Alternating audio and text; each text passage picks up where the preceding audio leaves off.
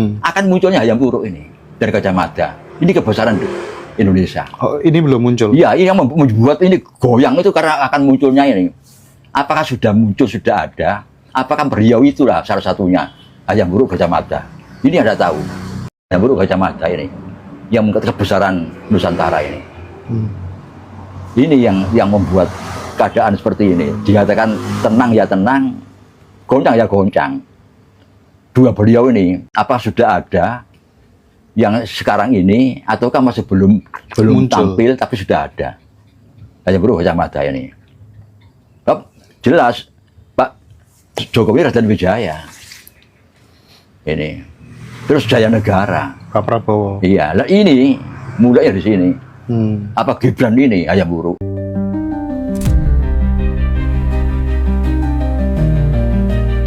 Enlightenment seorang Nabi Muhammad ini kaitannya ternyata sama kemanusiaan gitu. Nah, perjalanan cerita itu sampai di dunia dewasanya itu udah masuk pelajaran filsafat, Indra. Spektrum ateis itu beda, dari mulai ateis yang paling santai sampai ateis yang paling radikal juga Iya, ada. ada.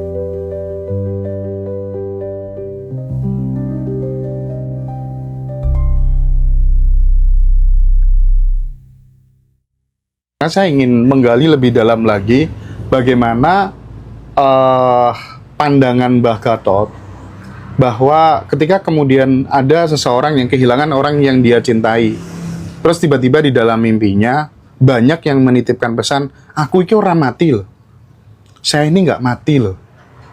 Nah, itu kan memunculkan anggapan bahwa sebenarnya kematian itu tidak ada, yang ada tuh cokro manggilingan katanya. Ada nitis kalau di Bali kan, misalnya ada bayi lahir gitu, terus kemudian oh ini leluhurnya ini yang turun dan lain sebagainya. Pandangan Mbah Gatot tentang konsep ini bagaimana? Bahwa kematian itu sebenarnya tidak ada. Kehidupan tuh terus-menerus ganti peran, ganti wadah gitu aja. Gimana, Mbah? Begini.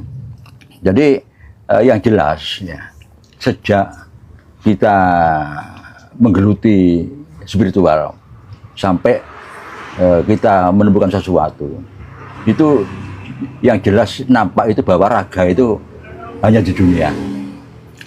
Raga itu hanya untuk kepentingan di dunia. Nah, orang bisa melepas raga, sedangkan dalam, saya tidak menyebut apa sukma, roh, saya tidak menyebut karena itu istilah ya. Dalam itu tetap ada, tetap ada. Nah, dan kesadaran itu baru muncul setelah raga tidak ada. Sebab raga itu kan nyerimpeti siapa sebetulnya manusia itu sebenarnya, kan itu nyerimpeti itu sehingga taruh kehidupan. Padahal sebetulnya yang namanya sang hidup itu kekal dan asli dari manusia ya sang hidup itu. Asli dari manusia. Sebetulnya hanya orang tidur itu. Nah kalau begitu, apakah orang yang pernah hidup ini setelah itu tidak nyaman, dengan tidak punya perasaan dan pikiran seperti itu? Ya tidak bisa begitu. Jadi tetap semua itu misteri. Yang kita pahami cuma separuh, seperempat. Tidak bisa tuntas. Itu karena kita masih di dunia. Itu ya pengalaman saya begitu. Saat misalnya ada orang tidur, Mbah, paginya ketika ditanyakan, kamu tadi tidak tidur. Nah, yang tidak tidur, yang tahu bahwa dia tadi malam mimpi apa enggak, itu yang disebut sebagai sang hidup atau kesadaran. Nah, ini yang apa? Yang hubungan langsung dengan orang. Nah, tapi, nah ini ada tapinya, ada titik itu. Bagaimana kalau 1 detik? Oh, nggak bisa. Setengah detik, iya ya. Nggak bisa. Seperempat detik, apa nggak bisa? Wah, nggak tahu. Nggak mana kalau urusan mati setengah detik atau seperempat detik. Nah, coba kita lihat. Kalau begitu Nabi itu perjalanan dari Masjidil Haram ke Masjidil Aqsa berapa lama? Sehari semalam. Coba Sidratul Muntaha. Ayo, seperempat detik. Betul kan? Ayo coba. Kalau tidak akan mati Nabi seterusnya. Nah, ini baru orang sadar. Demikian juga waktu disalib. Mati yang betul itu berapa detik? Ya sekian detik aja. Kan gitu ya jadinya. Itu. Jadi tidak ada akan sampai kepadanya kalau udah mati. Kalau namanya mati-matian, mati suri, korok-kusukmo itu kan bukan. Tapi bagaimana kalau sempat detik? Lu artinya apa? Kematian itu berhentian napas dan tidak jantung. Jantung paru-paru terhenti bersamaan. Mati orang itu kan kalau bebu udaranya. Ya ini terjawab kan. Masa seperti detik berhenti mati? Oke. Berarti seperti itu, kok ceritanya lama Pak, kemana-mana? Nah, ini di sini lah, Mi'raj, tapi lama. Lah, jangkau sudah manusia. Oh. Tidak terjangkau sudah di situ. Iya. Dibatasi, sudah jangan teruskan ngomongnya kan gitu jadinya. Tapi hitungan secara akal itu ada. Itu. Karena ada kota Jibril, Mikail, Israfil, kan lama. Tapi setiap detik, kok bisa diombo itu sudah bisa diterangkan kan gitu. Iya. Waktu disalib apa itu Yesus. Hanya sekian detik aja. Kalau yang konsep cokro manggilingan, hidup, mati, hidup lagi, dihidupkan lagi, mati lagi, dihidupkan lagi, itu Mbak Gatot percaya nggak dengan konsep itu? Saya percaya reinkarnasi itu. Semua orang? Semua orang. Semua Saya orang. percaya reinkarnasi itu. Itu yang melakukan reinkarnasi itu apanya, Mbak? Nah ini yang kita kadang-kadang mesti berpikir ulang setiap kali bicara. Nah, apa? Kan kita kaitkan dengan surga neraka kan. Kalau baik nanti masuk surga. Artinya kan itu kembali menjadi enak. Kan gitu ya. Nah, terus ya bagaimana? Ini kan terbatas sekali manusia. Justru yang terbatas itu justru tentang itu. Kalau tentang kematian sebenarnya itu tidak terbatas sudah, bisa dirasakan, bisa diraba. Tapi kadang seperti itu, kok terbatas kematian manusia. Nggak seperti apa ya? Misalnya Ibrahim, Nabi ya, terus Musa, ya, Daud, Nuh, Isa, Muhammad yang ketujuh. Nah, Muhammad kan kalau dari sisi reinkarnasi. Setelah Isa kan Muhammad, sebelum Isa kan Musa. Iya. Sebelumnya kan mungkin Daud yang punya kitab itu. Ya, terus Zabur, Taurat. Artinya itu bisa jadi satu orang yang sama. Bisa jadi, kan gitu ya. Sebab Nabi mengatakan saya ini yang terakhir. Nah, ajaran Hindu mengatakan yang ketujuh sempurna. Kan gitu. Oh iya, titik Gitu. persamaannya di situ. Iya, jadi kan sama saja. Tapi gini, berarti kalau misalnya kita berkaca pada ada kemungkinan bahwa nabi-nabi yang mulia itu tadi sebenarnya adalah satu orang yang sama yang mengambil peran yang berbeda dalam konteks zaman begitu ya. Berarti setiap orang yang mengalami reinkarnasi tadi, Mbah Gatot, dia itu sebenarnya pada saat mengalami reinkarnasi itu bebas memilih atau kemudian sama semesta itu dikasih yang random aja gitu. Lebih konkretnya gini, misalnya ada orang baik nih. Nah, orang baik berbuat baik terus tabungan pahala atau energinya banyak.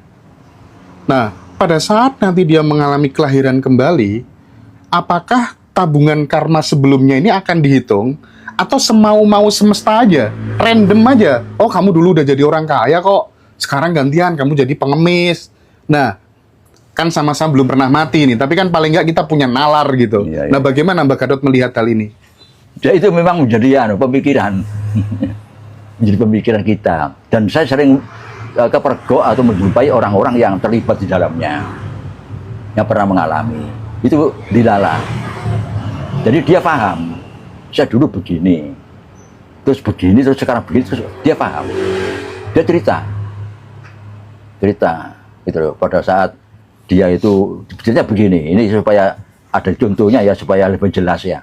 Jadi dia itu merasa terbang berdua dengan kawannya. Terus dia ngomong-ngomong dengan kawan itu, bahwa kita ini belum waktunya ke sana. Lebih baik kita ke sana, itu ada pintu, belum waktunya. Lebih baik kamu turun ke sana, saya turun ke sini. Kenapa? Itu ada orang bunting. itu orang bunting. Kita masuk. Gitu. Tahu ada orang bunting. Waktu dia sebelum masuk itu, dia waktu pisah dengan kami tadi, ya itu ketepatan duduk gini sama kawannya. Gini. Oh, gini. Terus dia masuk. Nah, terus dia setelah mimpi, dari mimpi itu ya, terus tanya pada ibunya, kenapa saya seperti ini? Nggak tahu kapan lahir sudah ada ininya. Itu kan berhubungan ini. Loh, apakah cerita seperti ini bukan satu bacaan kabaru yang penting bagi yang saya mendengarkan? Ya, bukan lagi cerita, tapi pengalaman dari orang tentang itu.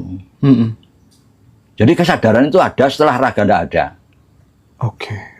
Setelah raga ya terpengaruh yang lingkungan sekarang bekerja. Nah, karena gini, ada seorang kakek pada saat meninggal itu kan di di tangannya yang kiri itu kan ada tohnya gitu, Mbak. Nah, pas cucunya lahir itu pelek, tohnya sama persis sisi gitu.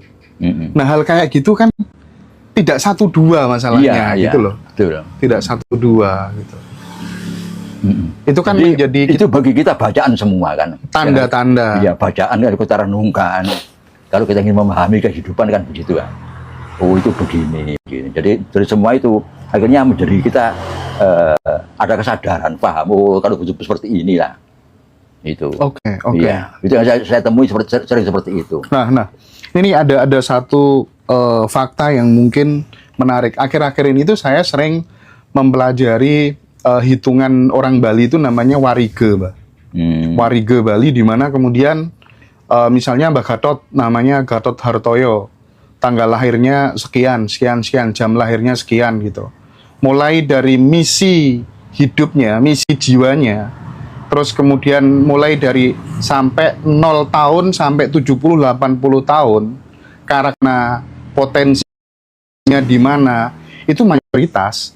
Ketika kemudian saya coba telusuri teman-teman terdekat saya, itu presisi semuanya. Di umur berapa dia mengalami titik kesulit hidupnya, itu hampir kok bisa bener semuanya gitu. Seolah-olah, berarti memang rule hidup ini sudah sebenarnya disediakan sesuai dengan kita lahir hari apa, jam berapa, tanggal berapa itu. Atau sebenarnya gimana? Kan nggak mungkin ini kebetulan. Kalau kebetulan, kenapa hampir semuanya plek gitu? Sudah tercetak sebelumnya. Justru itu terus akhirnya kesimpulannya apa? Satu, tercetak semuanya. Apanya berubah? Kondisi subjektifnya, objeknya berubah. Dunia maju, tadinya ada pesawat, tadinya ada mobil. Kan itu yang kondisi objektifnya berubah. Itu kesimpulannya. Tapi subjektivitas tetap nggak berbeda, nggak berubah. Oke. Spiritualitas, saya pikir kita udah ketemu banyak, dapat sesuatu dari penjelasan Mbak Gatot. Terima kasih. Dan mungkin selanjutnya tentang ini, Mbak Gatot. Ada tambahan sedikit tadi. Ya. Kalau begitu, ada orang baru yang lahir. Yang belum dari reinkarnasi kan ada berarti. Oh iya. Tapi ini mulai di sini ada orang baru, ada. Karena buktinya kan Afrika. jumlah penduduk di dunia kan bertambah terus gitu. Di pedalaman Afrika, orang Aborigin, jadi kan orang baru. Nah, itu sudah saya itu. Oke, Mbak. Nah, sekarang gini, saya ingin masuk ke wilayah teori siklus. Iya. Setelah Pak Prabowo. Pak Prabowo nanti gimana nih potensi kepemimpinan di Republik ini selanjutnya, kalau kemudian kita lihat dari perspektif teori siklus, bakal seperti apa? Apakah kemudian cita-cita Indonesia emas itu benar-benar akan terwujud, ya? Tanda-tanda mungkin kalau Mbak Gatot amati dari teori siklus itu, apakah bisa jadi Gibran akan maju bersama ayahanda tercintanya Jokowi misalnya, berpasangan karena dirasa sudah tidak cocok dengan pemerintah yang sekarang, atau kemudian Mbak Gatot melihat tanda-tanda lain, karena Mbak Gatot ini kan titen sekali gitu. Nah, gimana Mbak Pripun kalau melihat dari teori siklus, atau justru Pak Prabowo masih akan berlanjut? Begini, Kalau dari siklusnya ya tadinya ya, Bung Karno Kenaro ya, Jaya Negara kan Pak Harto, Raden Wijaya SBY, Pak Jokowi. Nah, Pak Prabowo kan Jaya Negara. SBY-nya siapa? Jaya Negara. Pak Jaya Prabowo ini. Enggak, yang SBY siapa? SBY itu Kediri, Jaya Katuang. Jaya Katuang. Iya, Jaya Katuang, Kediri. Nah, terus Pak Prabowo ini kan Jaya Negara. Oke. Nah ini masalahnya. Kita mengorek kembali bagaimana Jaya Negara itu duduk sebagai raja. Apa permasalahannya? Itu yang di sejarah itu masih ruwet. Tidak pasti jelas Jaya Negara itu. Setelah Raden Wijaya, Jokowi, nah, terus Prabowo, si Raden Wijaya ini ada Tribuana. Nah, rupanya Tribuana Wijaya Tunggal Dewi ini Bu siapa? Iriana. Bu Iriana atau Bu Mega ya di situ. Nah terus di sini ada lagi Jaya Negara. Nah kenapa di sini ada kok mule? Nah mule sekarang ini. Padahal mulanya tidak membahayakan. Akan munculnya Hayam Wuruk ini dari Gajah Mada. Ini kebesaran Indonesia. Oh, ini belum muncul. Iya, ini yang membuat ini goyang itu karena akan munculnya ini. Apakah sudah muncul, sudah ada? Apakah beliau itulah salah satunya Hayam Wuruk Gajah Mada? Ini ada tahu. Hayam Wuruk Gajah Mada ini yang mengatakan kebesaran Nusantara ini. Ini yang membuat keadaan seperti ini. Dikatakan tenang ya tenang, goncang ya goncang. Dua beliau ini apa sudah ada yang sekarang ini ataukah masih belum Muncul. tampil tapi sudah ada? Hayam Wuruk Gajah Mada ini. Jelas Pak Jokowi Raden Wijaya ini, terus Jaya Negara Pak Prabowo. iya. Nah ini mulai dari sini. Apa Gibran ini Hayam Wuruk? Atau jangan-jangan Hayam Wuruknya Roy Suryo, Mbak? Nah misalnya ya gitu di sini goncangan itu. Oke. Nah, manusia kan apa ya hanya bisa mengira-ngira saja, tidak bisa memastikan karena ini misteri alam. Itu ramai di situ. Tapi yang jelas kalau dalam perspektif teori siklus itu tadi, bahwa ketika kemudian setelah Jaya Negara nanti ada Hayam Wuruk dan Gajah Mada, maka potensi Nusantara akan kembali menjadi kapten kesebelasan dunia itu bisa jadi ya. Iya. Cuma saya mikir gini, lo apakah ada nasihat supaya jangan lengah? Nah ini, waktu zaman Mojopahit kan lengah itu, kebesaran itu, juga sama-sama. Rupanya sama-sama menyadari. Kalau dulu lengah ya. Lengahnya karena? Nah ini yang dari ketahui. Ada faktor luar yang masuk. Ini ada unsur luar yang masuk. Kita terbelah dua. Waktu itu. Unsur luar masuk. Jadi bisa jadi potensi itu terjadi sekarang. Nah itu dikhawatirkan seperti itu. Kalau saya yakin kok dari tokoh-tokoh yang sekarang eksis itu memahami siklus itu. Kalau sama memahami, ini bisa diredam. Seperti yang dulu. Iya. Itu. Oke. Kita lihat aja nanti akan seperti apa. Mudah-mudahan tidak ada perpecahan, tidak ada benturan itu. Iya. Kita pengen benar-benar NKRI ini utuh. Karena kalau kita lihat, kita amati, Pak Prabowo ini kan semangatnya untuk bersih-bersih itu kan terlihat banget gitu, Mbak. Iya. Ya kan, polisi sekarang juga mau dibenahi gitu ya. Men-Q-nya juga semua sepakat lah. Ini lebih baik daripada era yang sebelumnya gitu kan. Nah, cuman masalahnya ketika kemudian niat baik itu berbenturan dengan sebuah sistem yang sangat kuat, ya, status quo yang sudah terlalu lama, itu kan juga riskan juga. Dan kalau dulu itu kan agama. Yang digunakan senjata. Agak hidup Buddha, ya, munculnya Islam. Oke. Sekarang kan semua Pancasila. Ya, semua sekarang ini ideologi Pancasila kita pakai. Sehingga tidak terjadi gitu. Karena sama-sama pegang Pancasila. Jadi netral, semuanya harus diredam secara netral, nasionalisme itu. Oke. Iya. Terakhir, Mbah, tentang doktrin kosmogoni Iya. dan potensi bencana alam. Ini yang terbaru kan orang pada geger soal Semeru meletus, soal Merapi mulai merespon dan lain sebagainya gitu. Tentang doktrin kosmogoni ini penting untuk kemudian ditransformasikan ke masyarakat gitu ya, supaya kemudian alam itu tetap imbang gitu ya. Karena bagaimanapun juga kalau semuanya serba serakah, tambang nggak karu-karuan tanpa melihat keseimbangan itu, bagaimana Mbak Gatot menjelaskan hal ini? Jadi kosmogoni Buddhisme itu kan mendunia. Jadi dimunculkan di daerah-daerah Mediterranean, Laut Tengah itu. Tapi semua rupanya mengakui, terutama seperti Halisia di sejarah, bahwa doktrin kosmogoni itu adanya di Jawa. Dari Gunung Penanggungan itu postur dari gunung yang persis doktrin kosmogoni itu. Satu puncak dikelilingi 8 oleh benua, berapa samudra. Kan doktrin kosmogoni kan begini, bahwa menurut doktrin kosmogoni, jagat raya ini merupakan lingkaran kosmis. Ya, satu benua yang dikelilingi oleh 8 samudra dan 8 benua. Dan 8 benua. Oke. Ini. Nah, memahami dunia ini, rupanya sepakat itu terjadi di Gunung Penanggungan. Satu puncak dikelilingi 8 anak gunung. Nah, gunung ini memang dinyatakan gunung purba. Di dalamnya itu menyimpan peradaban. Sementara dulu itu dinyatakan peradaban Majapahit, ternyata setelah diteliti purba. Peradaban purba di Gunung Penanggungan ini. Ini yang jadi perhatian dunia jadinya, Gunung Penanggungan ini. Karena persis doktrin kosmogoni itu. Satu puncak dikelilingi 8 anak gunung.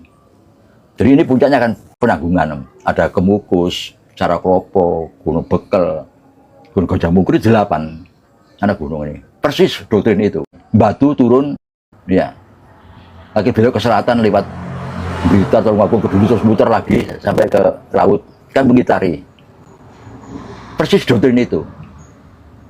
Nah ini yang menjadi pertanyaan. Doktrin itu.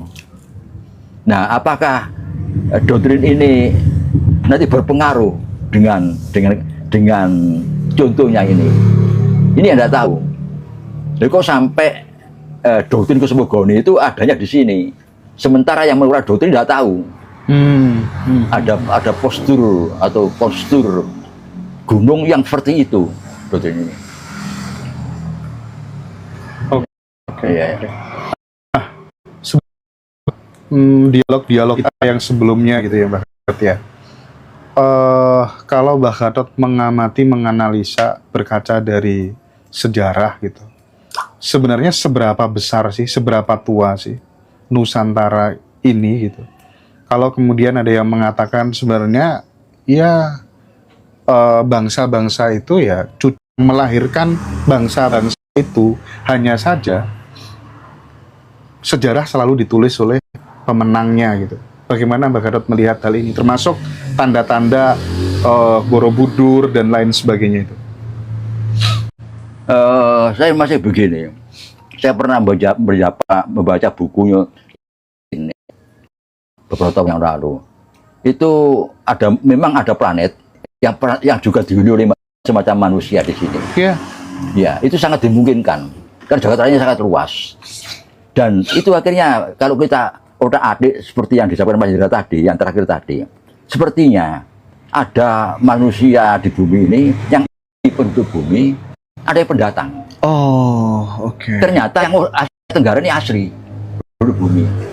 Yang pendatang itu mereka, orang-orang dari Eropa, orang Arab, orang India, ini pendatang. Yang penduduk ini yang asli. Karena apa? Karena orang yang asli itu akan memilih tempat yang paling nyaman. Kalau kosong bumi ini, ada manusianya tidak banyak, kan mencari tempat yang paling nyaman. Iya, logis. Yang Katulistiwa kan paling nyaman. Betul. Paling nyaman Katulistiwa. Yang datang bahkan ya terpaksa di tempat yang paling dingin, yang paling panas, jadi pendatang. Jangan-jangan yang membuat bangsa kita susah maju itu karena sudah berada di tempat yang nyaman itu tadi gitu. Iya. Kan, enjoy aja. Dan tidak maju, Bang. mereka tidak nyaman tempatnya. Iya, terpaksa. iya. Orang Arab, orang India, orang Eropa itu kan sama. Gede dulu hidungnya jauh, Iya. penuh bulu, persis. Tinggi besar berhidung panjang, penuh bulu. Mereka sama. Kita ini orang kerdil. Jadi dari Mongol, Tiongkok sampai ke Jawa ini orang kerdil. Kan gitu.